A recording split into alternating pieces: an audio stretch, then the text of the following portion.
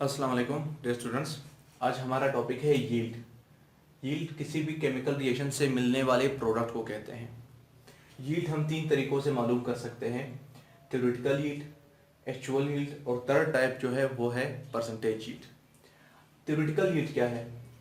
Balanced chemical equation से जो product obtain हो उसे हम कहेंगे थ्योरेटिकल यील्ड। इसको हम एक्सपेक्टेड यील्ड भी कहते हैं। यहाँ पर मैं लिख लेता हूँ एक्सपेक्टेड यील्ड।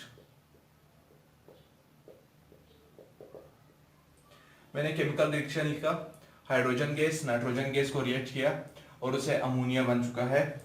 इसमें 3 moles hydrogen gas, 1 mole nitrogen gas use हुआ, 2 मोल अमोनिया मिला। तो कभी भी आप 1 mole nitrogen gas 3 moles hydrogen gas के साथ रिएक्ट करो तो 2 मोल्स अमोनिया मिलेंगे। ये आपके पास वो यील्ड है जो हमने बैलेंस्ड केमिकल इक्वेशन से हासिल किया है। इसे हम थ्योरेटिकल यील्ड या एक्सपेक्टेड यील्ड कहेंगे। एक्चुअल यील्ड वो यील्ड जो आप प्रैक्टिकली केमिकल रिएक्शन परफॉर्म करके हासिल करते हैं। लैब में आपने रिएक्टेंट्स लिए, उनको रिएक्ट कर लिया और प्रैक्टिकली आपको एक प्रोडक्ट मिल गया, वो प्रोडक्ट आपके पास एक्चुअल यील्ड है। इसे हम प्रैक्टिकल यील्ड भी कहते हैं। एक्चुअल यील्ड की एक खासियत है, एक्चुअल यील्ड हमेशा थ्योरेटिकल यील्ड से कम होगा। रीजन क्या है वो चेक कर लेते हैं। मैंने हाइड्रोजन गैस एक कंटेनर में लिया 3 मोल्स, दूसरे कंटेनर में 1 मोल नाइट्रोजन गैस लिया, बाकायदा इनका रिएक्शन करवा दिया और उसे अमोनिया मिला। वो जरूरी नहीं है कि 2 मोल हो, वो लेस देन 2 मोल्स होंगे, लेस देन 2 मोल्स। अब ये लेस देन 2 मोल्स क्यों होंगे? क्योंकि ये हमने एक्चुअली परफॉर्म किया, तो ये होगा आपके पास एक्चुअल यील्ड, और एक्चुअल यील्ड हमेशा कम होता है थ्योरेटिकल यील्ड से। पहला रीजन, प्रोडक्ट फॉर्म्ड में रिएक्ट फर्दर अमंग देमसेल्व्स। कभी कभार ऐसा होता है कि प्रोडक्ट बन तो जाता है लेकिन फिर प्रोडक्ट के मॉलिक्यूल्स अगर वो डिफरेंट किस्म के, एक से ज्यादा किस्म के प्रोडक्ट मिल रहे हो तो वो आपस में रिएक्शन करके कोई नई चीज बना लेते हैं। तो जो ऑब्टेनेबल प्रोडक्ट था उससे एक नई चीज बन जाएगी, तो इसकी तादाद जाहिर बात है कम हो जाएगी। इस वजह से हम कहते हैं कि ये एक्चुअल यील्ड हमेशा थ्योरेटिकल यील्ड से कम होगा। कभी कभार ये भी हो सकता है कि रिएक्शंस रिवर्सिबल हो। आपने रिएक्टेंट्स को कंबाइन करके प्रोडक्ट बना लिया, प्रोडक्ट से वापस रिएक्टेंट्स में कन्वर्जन स्टार्ट हो गई है, तो रिएक्टेंट्स कंप्लीटली प्रोडक्ट में कन्वर्ट नहीं होंगे, तो प्रोडक्ट भी कंप्लीटली 2 मोल्स नहीं बनेगा। ये भी एक रीजन हो सकता है इम्प्योरिटीज इन रिएक्टेंट्स। रिएक्टेंट्स आपने लिए, उसमें इम्प्योरिटीज हो। यहाँ पर हो सकता है कि ऑक्सीजन गैस मौजूद हो, तो हाइड्रोजन सिर्फ और सिर्फ नाइट्रोजन से रिएक्शन नहीं करेगा, वो ऑक्सीजन के साथ भी रिएक्शन स्टार्ट कर लेगा। तो जिसकी वजह से ये प्रोडक्ट जितना मिलना चाहिए थे उससे कम मिलेगा, क्योंकि आधा हाइड्रोजन ऑक्सीजन के पास चला गया। हो सकता है रिएक्शन इनकम्प्लीट हो, रिएक्टेंट्स एंड में, रिएक्शन के एंड में हमेशा बच रहे हो। कभी कभार ऐसा भी होता है कि रिएक्टेंट्स रिएक्ट करके प्रोडक्ट बना तो लेते हैं लेकिन एंड में कुछ रिएक्टेंट्स के मॉलिक्यूल जरूर रह जाते हैं, तो उन्हें हम इनकम्प्लीट रिएक्शन कहते हैं। हो सकता है रिएक्शन इनकम्प्लीट हो सकता है प्रोडक्ट आपको 2 मोल्स मिल जाए लेकिन आप फिल्ट्रेशन करते वक्त, क्रिस्टलाइजेशन करते वक्त, ड्राइंग करते वक्त या वॉशिंग करते वक्त थोड़ा बहुत उसको मैकेनिकली लॉस कर दो, गिर जाए, फिल्ट्रेशन के दौरान सही से फिल्टर ना हो, क्रिस्टल्स में आधा जो है वो मतलब लिक्विड में रह जाए और आधे क्रिस्टल्स बन जाए, ड्राई करते वक्त थोड़े से वो फिल्टर पेपर्स के फोल्डिंग में फंस जाए, वॉश करते वक्त हो सकता है कि थोड़ा सा केमिकल बह जाए पानी के साथ। तो ये मुख्तलिफ रीजंस हो सकते हैं जिसकी वजह से एक्चुअल यील्ड कम पड़ जाता है थ्योरेटिकल यील्ड से। थर्ड टाइप ऑफ यील्ड है परसेंटेज यील्ड। परसेंटेज यील्ड क्या है? Actual yield is divided by theoretical yield and multiplied by 100 to obtain percentage yield. अगर आपने परसेंटेज यील्ड मालूम करना है तो आप एक्चुअल यील्ड को थ्योरेटिकल यील्ड से डिवाइड कर दे और 100 से मल्टीप्लाई कर दे। परसेंटेज यील्ड आपको ये बताता है कि थ्योरेटिकल यील्ड में से एक्चुअल यील्ड कितने परसेंट है, ये आपको बताएगा। थ्योरेटिकल यील्ड 100% है क्योंकि इसमें कोई भी आपके पास कमी बेशी नहीं होती। एक्चुअल यील्ड में हमने कहा कि ये कम होगा थ्योरेटिकल यील्ड से ड्यू टू डिफरेंट रीजंस जो हमने डिस्कस कर लिए हैं। तो ये जो कम हो रहा है वो ज्यादा कम हो रहा है या कम हो रहा है, ये परसेंटेज यील्ड के जरिए हम मालूम कर लेते हैं। परसेंटेज यील्ड का जो फार्मूला आया वो क्या था? वो ये है, percentage yield is equal to actual yield divided by theoretical yield multiply by 100। Percentage yield क्यों इंपॉर्टेंट है, क्यों सिग्निफिकेंट है? Percentage yield shows efficiency of a reaction. किसी भी केमिकल रिएक्शन की एफिशिएंसी कितनी है वो परसेंटेज यील्ड के जरिए आप मालूम कर सकते हो। अगर किसी केमिकल रिएक्शन की परसेंटेज यील्ड ज्यादा है तो उसकी एफिशिएंसी भी ज्यादा।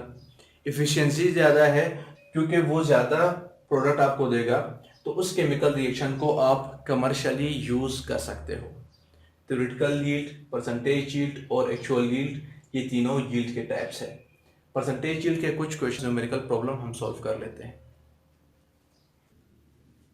ये एक न्यूमेरिकल प्रॉब्लम है परसेंटेज यील्ड के हवाले से, जिसमें कहा गया है if we react 3 moles nitrogen with 9 moles hydrogen and the actual yield is 92 gram, what will be the percentage yield? हमने 3 मोल्स नाइट्रोजन गैस लिया, 9 मोल्स हाइड्रोजन गैस लिया, इनको रिएक्ट करके अमोनिया बना लिया है। कितने मोल्स अमोनिया बनेगा? जाहिर बात है 3 मोल नाइट्रोजन 9 मोल्स हाइड्रोजन के रिएक्शन से 6 मोल्स अमोनिया बनेगा। लेकिन कहा जा रहा है कि जो यील्ड हमें एक्चुअली मिल रहा है वो 92 ग्राम्स है, तो ये कितने परसेंट होगा? सबसे पहले मुझे क्या करना होगा? मुझे थ्योरेटिकल यील्ड मालूम करना होगा। यहाँ पर मोल्स में कैलकुलेटेड है, हमने इसको मास में कन्वर्ट करना होगा। तो 6 मोल्स या mass of 6 mole ammonia, mass of 6 moles NH3, कितने मोल्स है? 6, तो वो बाहर लिख लो ब्रैकेट। कितने किस्म के एलिमेंट्स है? 2 किस्म के, नाइट्रोजन और दूसरा है हाइड्रोजन। नाइट्रोजन की तादाद 1, हाइड्रोजन की तादाद 3, हाइड्रोजन का मास 1, नाइट्रोजन का 14, 14 1 जा 14 प्लस 3 1 जा 3, 17, 17 को 6 से मल्टीप्लाई करना होगा, तो 17 मल्टीप्लाई बाय 6, तो ये आंसर आ रहा है 102 ग्राम्स। अब मैंने परसेंटेज यील्ड मालूम करना है, तो फॉर्मूला क्या है परसेंटेज यील्ड का? Percentage yield is equal to actual yield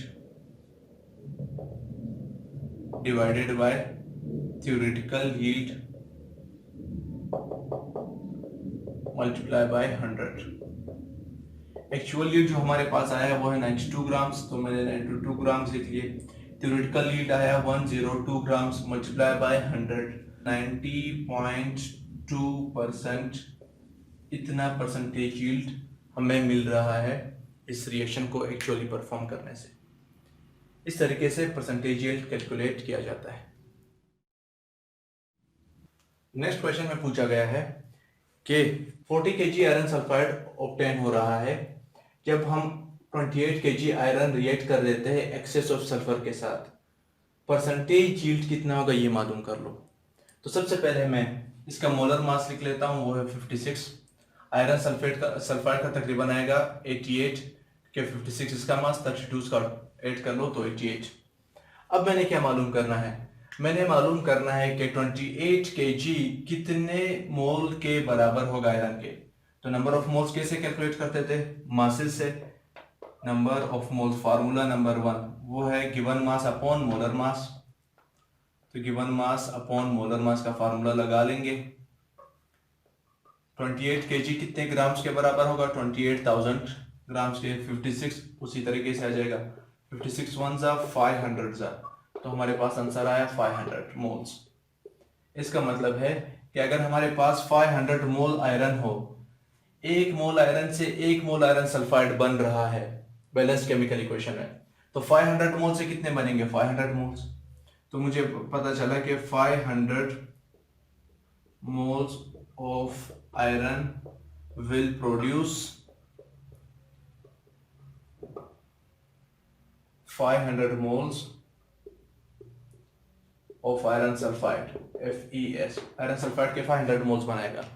अब आयरन सल्फाइड के 1 मोल का इतना मास, तो 500 मोल्स का मास कितना होगा? मास मालूम करना है, required mass formula number 2 use होगा, number of moles multiply by molar मास,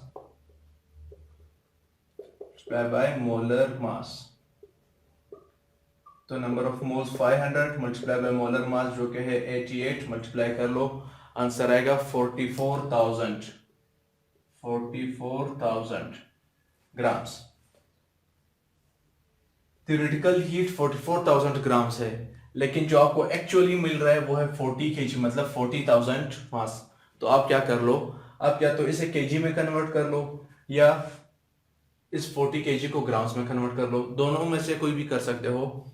सिर्फ और सिर्फ अपने फॉर्मूले में, परसेंटेज यील्ड के फॉर्मूले में ये वैल्यूज पुट करनी है। तो परसेंटेज यील्ड का फॉर्मूला क्या है, percentage yield is equal to actual yield divided by theoretical yield multiply by 100। Actual कितना आया है, वो है 40 kg, तो मैं लिख लेता हूं 40,000 ग्राम्स। थ्योरेटिकल कितना है, वो हमारे पास है 44,000 ग्राम्स, मल्टीप्लाई कर दो 100 से, 1 2 3 30 के साथ कैंसल। यहाँ पर आपके पास 40 है, नीचे 44 है, 40 को 100 से मल्टीप्लाई किया तो आपके पास आंसर आ जाएगा 4000। 4000 को 44 से डिवाइड कर लो तो आंसर आएगा 90.9। इसको मैं 91% भी लिख सकता हूँ। तो आपको 91% यील्ड मिल चुका है जब आप 28 kg आयरन को एक्सेस ऑफ सल्फर से रिएक्ट कर लोगे और 40 kg आयरन सल्फाइड आपको मिल रहा है। इस तरीके से आप परसेंटेज यील्ड के प्रॉब्लम सॉल्व कर सकते हो। Thank you.